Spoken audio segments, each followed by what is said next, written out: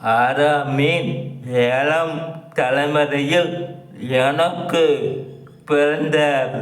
ஆதாம் முதல் கொண்டு ஏனோக்கின் தகப்பனாகிய யாரேத்து வரை அனைவரும் மர்த்தனர் என்று வேதம் சொல்லப்பட்டிருக்கிறது.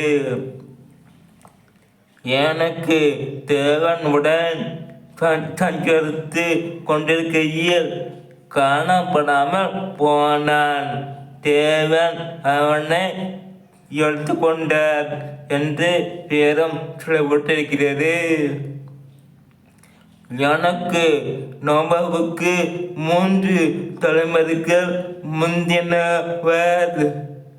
எனக்கு வளர்ந்த காலத்தில் மனிதருக்கு பொல்லாத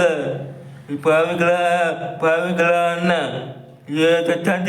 சந்ததியாய் கிடந்தார்கள். எனக்கு தேவனுடன் நடக்கிறவராக நியமனாக வித்தியாசமான வாழ்க்கை வாழ்ந்தவராக காணப்பட்டார்.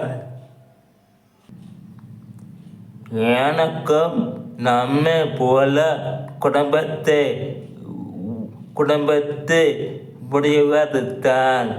எனக்கு 65 வயதான போது ஒரு மகனை பெற்று தாம் தேவனிடத்தில் பெற்று வெளிப்பட்டபடி அவனுக்கு மத்துசலா என்று பெயர் இட்டார். மத்துசலா என்பதற்கு இவன் மறுக்கும் போது எது நடக்கும் என்று பொருள். மத்துசலாவை பத்த பின்பு தேவனோடு சஞ்சரித்து கொண்டிருந்து குமார்த்திகளையும் பெற்றார் என்று வேதம் சொல்லப்பட்டிருக்கிறது.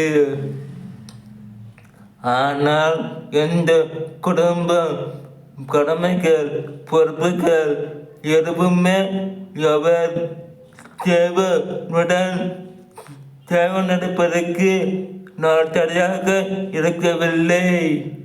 65 ஆண்டுகள் தேவனுடன் தொடங்கிய தொடப்பிலராக இருந்த எனக்கு தனது 65 வயது முதல் தேவன் அவரை ஏற்றுக்கொண்ட நாள் வரைக்கும் 300 ஆண்டுகள் அனுதினமும் இடைவெளியின்றி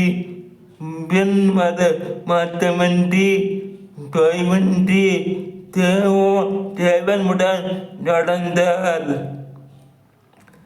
எனக்கு தேவனை உண்மையாக நேசித்து தன்னை அவருக்கு முழுமையாக அர்ப்பணித்து தேவனுடன் மனம் ஒரு மெச்சு இருந்தபடியால் இது சத்தியமைத்து தேவனுடன் நடப்பது என்பது ஜெப வாழ்வை குறிக்கிறது. நாம் மனசு குமாரனுக்கு முன்பாக நிற்க பத்திரவான்களாக எண்ணப்படுவதற்கு எப்பொழுதும் ஜெபம் பண்ணி வைத்திருக்க வேண்டும். ஆமென்.